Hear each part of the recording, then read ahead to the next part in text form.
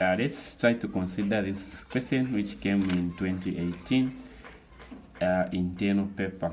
The question was the figure B 2.1 shows some of the forces acting on a car of mass 800 kg. This is the diagram. We have the direction of the motion as like that. We also have the driving force and the total drag force. So here, if we see this driving force, simply means that it's the force more like donsa to one direction, and the drag force, it's now the friction or the air resistance that is pulling it to the other direction. So we have two forces, this one and that one, and then the question says state the size of the total drag force when the car is traveling at a constant speed. Okay, so now the key word here is constant.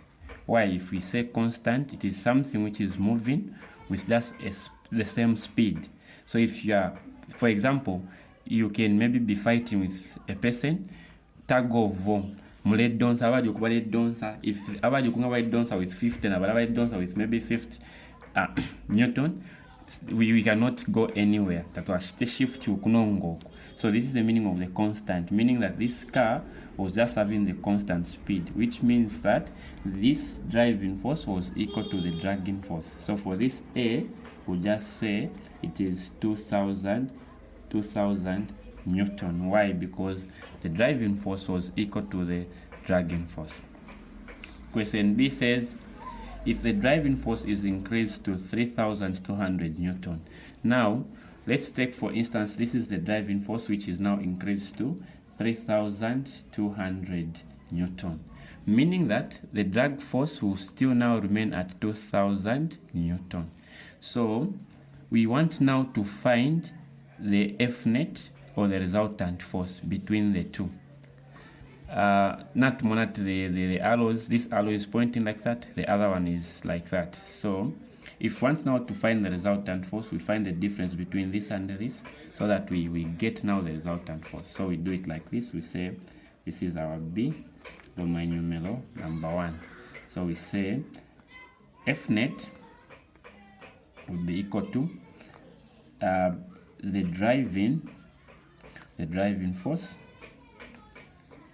We subtract now the total drag force. But since they are all forces, this can lead us just to force is equals to the driving force. We just say this is force 1 minus the dragging force, which is also force 2. Okay. The force 1 now will be this force that has been now increased to 3200 Newton. So we say 3200 Newton. We subtract now the dragging force, which is now 2000. So here we put now 2000. Okay, you can use a calculator if you want.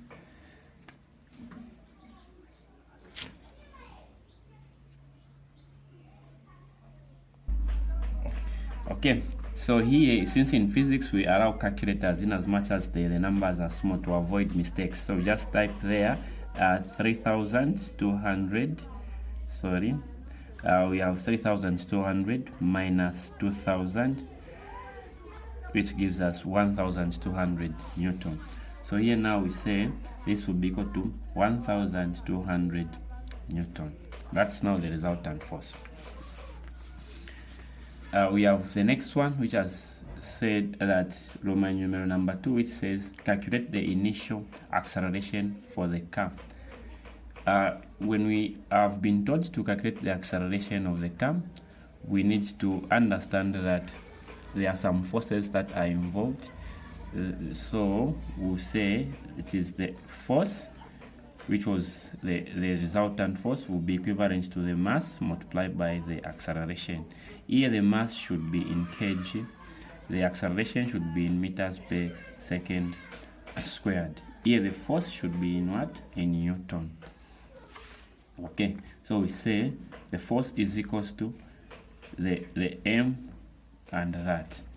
So here we'll plug in now the resultant force, which is now 1200 is equal to, remember that we were given a mass of 800 kg, so where there is m, we put 800 multiplied by the acceleration, which we don't know.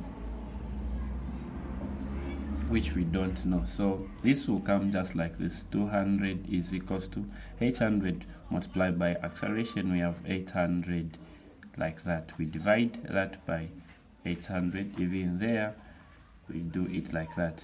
This can cancel each other. Therefore, if we divide again, now we need again to go back to our calculator, and therefore we say 1200. We divide 800. We divide 1200. We divide 800. Okay, the answer now should be 1.5. Remember, we said the acceleration, the units should be what? In meters per second, so don't forget to say meters per second squared. That's the final answer for this 2018 paper. Thank you.